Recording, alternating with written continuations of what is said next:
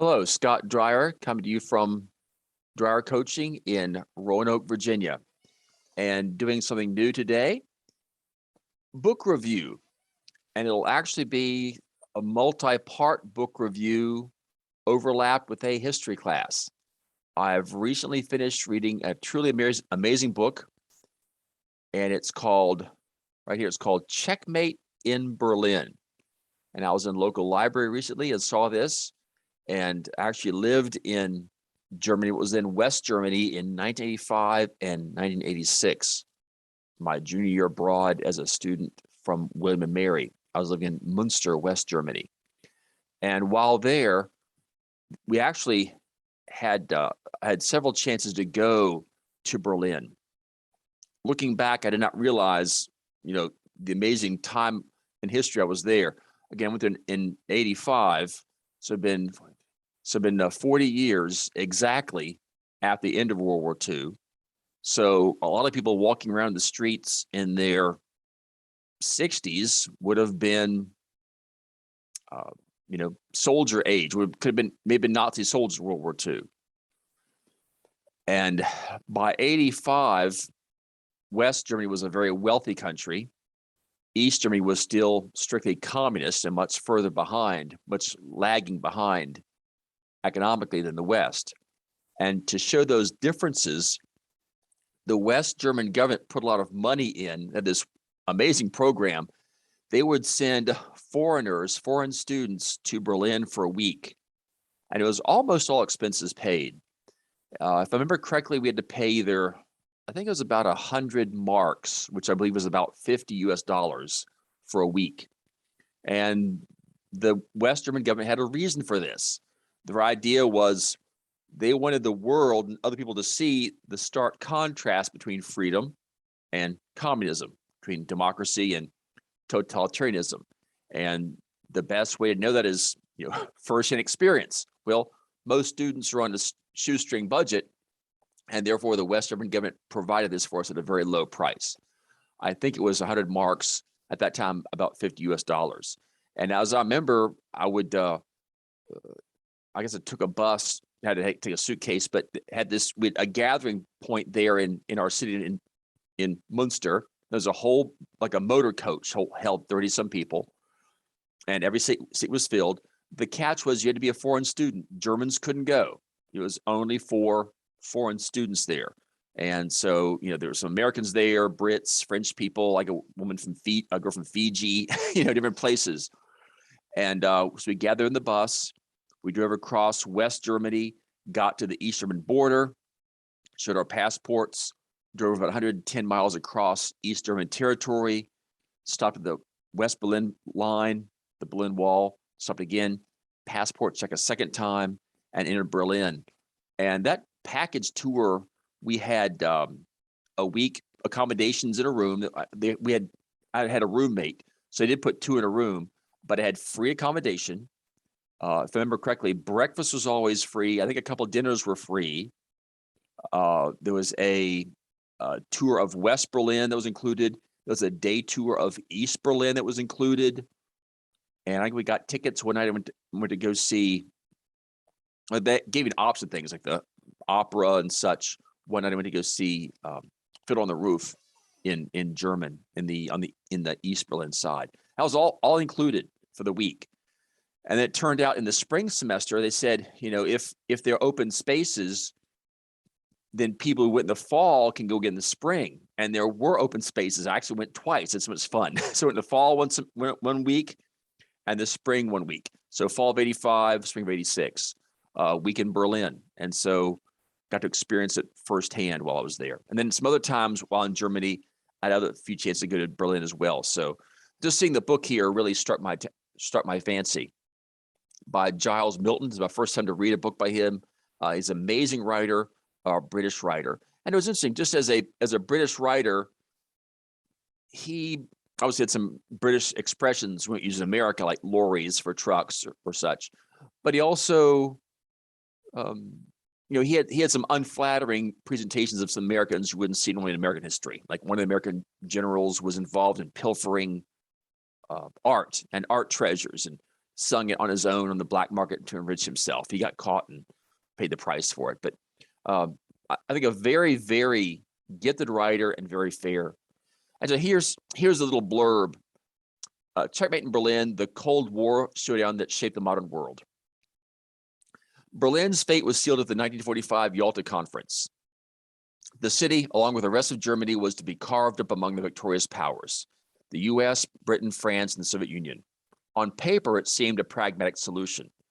In reality, once the four powers were no longer united by the common purpose of defeating Germany, they wasted little time reverting to their pre-war hostility toward and suspicion of one another. As I used to tell my students, Hitler was like the glue that held the Russians and the Western Allies together. Once Hitler killed himself and the glue was gone, then that alliance fell apart pretty quickly. The veneer of civility between the Western Allies and the Soviets was to break down in spectacular fashion in Berlin. Rival systems, rival ideologies, and rival personalities ensured that the German capital became an explosive battleground. The warring leaders who ran Berlin's four sectors were charismatic, mercurial men, and Giles Milton brings them all to a rich and thrilling life here. We meet unforgettable individuals like America's explosive Frank Howlin' Mad Howley, a brusque, sharp-tongued colonel with a relish for mischief and a loathing for all Russians. Appointed commandant of the city's American sector, Howley fought an intensely personal battle against his wily nemesis, General Alexander Kotakov, commandant of the Soviet sector.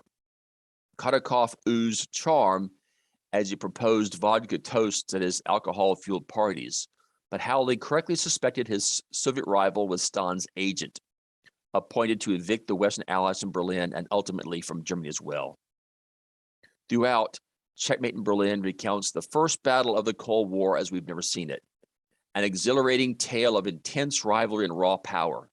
It is above all a story of flawed individuals who are determined to win, and Milton does a masterful job of weaving between all the key players' motivations and thinking at every turn.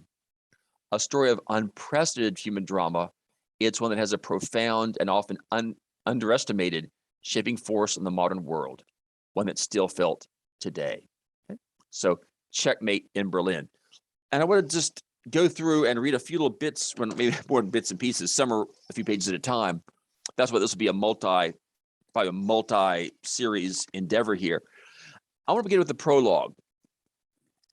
And part of my intention, I have multiple goals here. One is to help introduce this wonderful book to a larger audience.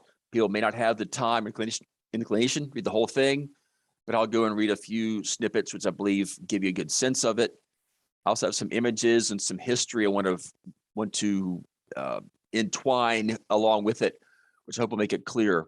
And also, I hope this will help you as a writer. I'm a writing teacher. If you want to improve your writing, contact me at dreyercoaching.com. But as I always tell my students, one of the hardest parts of writing, but also very important, is the hook. How do you get someone's attention?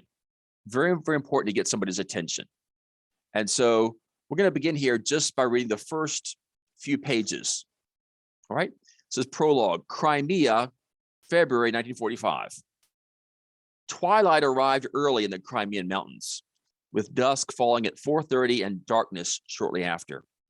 A lone road crossed this gloomy terrain, one whose high altitude switchbacks made for a forbidding drive in the glacial depths of winter. In such a season and at such an hour, the route Romanov was normally deserted. Romanov, you may know, was the Russian royal family, and the last Tsar was killed in 1917. So reading this, I'm wondering what's going on here. Wait, this is a book about Berlin, right? Well, why are they discussing Crimea? Okay. And so, and the way history repeats itself, Crimea's been in the news again with Russia and the Ukraine and such. And so you may wonder, wait a minute, why is there this book about Berlin beginning in Crimea? Where is Crimea? Let's show again here very quickly. Here's a map of Europe. So England, here's Berlin over here. Moscow, those in the Soviet Union. Black Sea, Mediterranean Sea, Italy like a boot, Greece, etc. Here's Turkey. And so here's the Black Sea. And that peninsula is called the Crimean Peninsula. Okay. I would joke with my students, don't Crimea River, Crimea Peninsula, okay? And so here's Crimea, here's Kiev, also the news daily about Ukraine. And so in Crimea, you've got Yalta, which is a resort city on the southern shore. This has always been called, Russia's Florida. Back in the Tsarist age, to show you how indulgent they were, they had these fresh flowers cut in the wintertime and put in a night train. So the Tsar and his wife would have fresh flowers on the table up here in the frozen St. Petersburg, So it's kind of like a tropical or semi-tropical area. So it was at Yalta. So that's what's going on here in this peninsula. But this was no normal day. Back to the book. On this afternoon of Saturday, February 3rd, 1945, the alpine twilight was pierced by the shrill glare of carbide headlamps. 2 Packard limousines were grinding their way around the precipitous flank of the Roman Kosh Massif mountain range, the vanguard of a snaking column of jeeps and trucks that stretched for more than a dozen miles to the rear. Inside the 2 lead vehicles sat Franklin D. Roosevelt and Winston Churchill, American president and British prime minister, en route to the Crimean resort city of Yalta. Here they were to meet with their wartime ally, Joseph Stalin. The big 3 leaders. So here's what the author's doing. He begins by mentioning this nighttime convoy in the mountains. Oh, now we know why. They're meeting at Yalta, the big 3, Stalin, Roosevelt, and Churchill. And he's setting the stage so the rest of the book about Berlin makes sense. Paragraph 3. The big 3 leaders held the world's fate in their hands in that fateful winter of war, masters of a rapidly advancing front line that stretched from the coast of Brittany to the shores of the Black Sea. Now at Yalta, they're hoping to thrash out a new global order. Under a bruised February sky, they were to be the architects of a whole new world, reshaping it in their collective image. Nazi Germany was to be dismembered, along with its shattered imperial capital and the frontiers of Europe redrawn.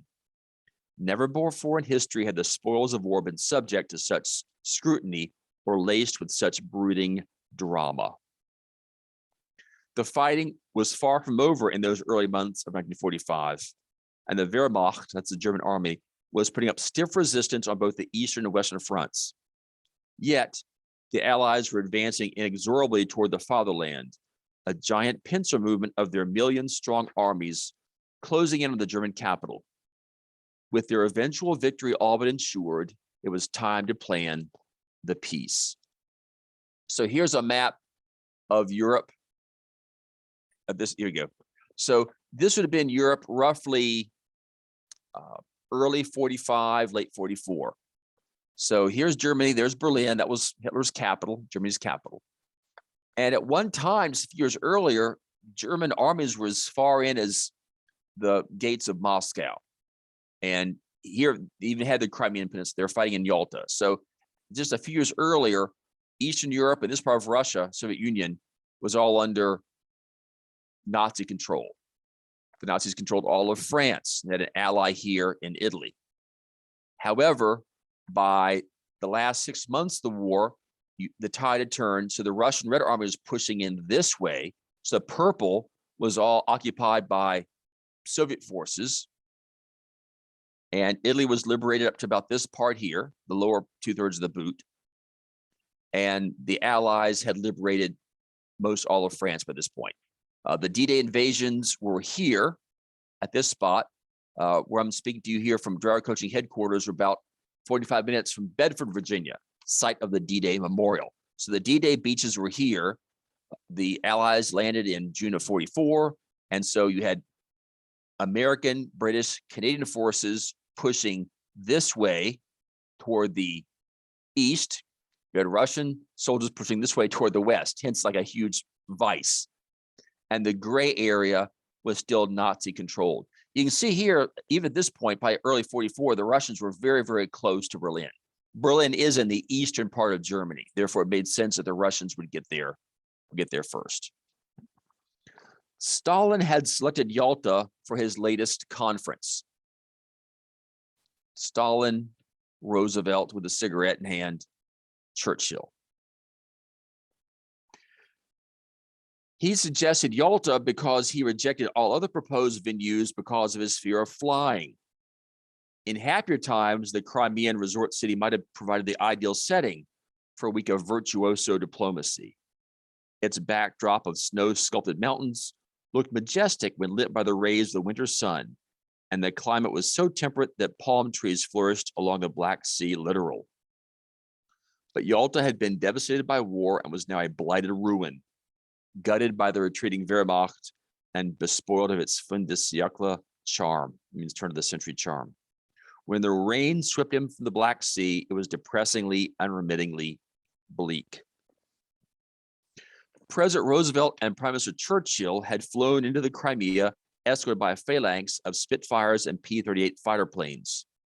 Churchill was first on the ground, dressed in his military greatcoat and officer's cap. Britain's wartime leader was chomping on an 8-inch cigar and grinning mischievously at the white-gloved guard of honor. It was some time before the president emerged from his plane. Paralyzed by polio in his late 30s, he was confined to a wheelchair that had been lowered from the fuselage in a specially constructed caged elevator. So this is one of the most famous pictures of World War II. This is at the Yalta Conference. So this is where they were here in Yalta. You've got the big three: Roosevelt, Churchill, Stalin, and their staff. Little story. When I was teaching at Patagonia High School as a student, a female student, and it was interesting. She was in the class because a guidance counselor put her there. She didn't really know who I was, what this class was about. It was called totalitarianism. She didn't really know what was going on or why she was there, but her guidance counselor just put her there. And so she had a good attitude, and she was kind of, taking it all in and this and that. And, about halfway through the semester, the piece began to fall into place. And she told me that her mother was a history teacher in Roanoke City. But as human nature is, she just didn't like hearing history from her mother, had to hear it from somebody other than a parent. And I get that. What so happened, we came to, the World War II unit. She told me, said, my grandfather, my mom's dad, was the first official photographer for the Coast Guard. And she said, can I bring in some family pictures? And I thought, oh, family pictures, like, picnics, 1940s or whatever. I said, yeah, sure, bring in pictures. Well, she wanted this little purple folder, which I still have till today. And I opened up, almost fell out of my chair. The first picture of her, quote, family pictures was a copy of this. Her grandfather was at Yalta. Now, I can't be sure he took this picture because at that time, there was a Coast Guard photographer, an Army photographer, a Navy photographer. There were several photographers, and they're all taking pictures at once. But this reproduction, or this copy of the picture her grandpa took, was just like this. So he was there.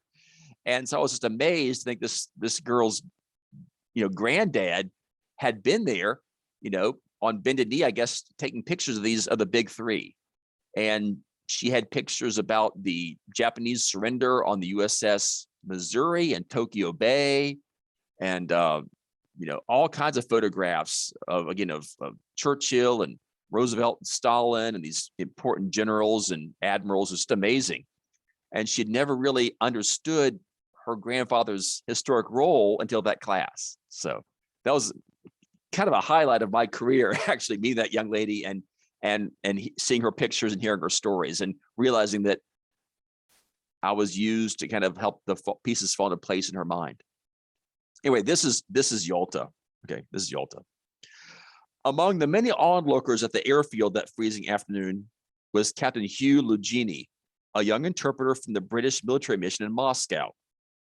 He was shocked by the physical condition of the president, who seemed a gaunt, very thin figure with his black cape over his shoulder. His face was, quote, a sort of yellow, waxen, and very drawn, very thin. And a lot of time he was sort of sitting there with his mouth open.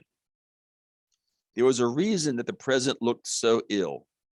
He had recently been diagnosed with acute congestive heart failure, a condition for which there was no cure. Yalta was to be his epitaph, as he knew. And so looking back, there's a lot of debate even today about Yalta, but many people do believe that, you know, because Churchill was dying, he did not really push Stalin as hard as he could have for some more guarantees. A lot of things Stalin promised, he then lied and did not follow through on. Roosevelt was dying. And the book goes into such amazing detail. According to the author and people who are there observing, it seemed like Stalin had great respect and even fear of Roosevelt because of he knew the potential of the U.S. He saw what the U.S. had done in World War II in 4 years. He did not have much respect for Churchill because Stalin knew his maps. England was a small island. And so tragically, the person who had the potential stronger position here was dying. This was February. In fact, he ended up dying of a stroke in April. He died just 2 months later. His last words were, "I have a terrific headache," and then he died. The book also portrays Churchill as quite a heavy drinker, and both at Yalta in February and then at Potsdam that summer, it says he spent a lot of time just talking too much and going off on tangents and telling stories and drinking too heavily. So the book really portrays him. I've always been a huge Churchill fan and still am, but it portrayed him as kind of drinking away a lot of his opportunities when he should have been showing more statesmanship. So that's Yalta Conference. And I'm recording this in 2022, and many people in the U.S. today are concerned about President Biden's health, physical health. We've probably seen that. You maybe seen the video of him climbing steps of the airplane and stumbling and falling, and even for the election, some cognitive issues. You know, saying things like, "My name is Biden, and I'm running for the U.S. Senate." Well, he was running for the presidency. So it just goes to show you that when a president is in a impaired physical state, that can really have bad real world consequences. And so by this point, Roosevelt was very, very bad off. I had a good friend I taught with many years. He claimed Roosevelt as a war casualty. He said the stress of having been president for about 13 years, the Great Depression and World War II, the stress probably helped do him in. So that's the Yalta Conference. We're going to take a break now. That's part 1. Thanks for watching.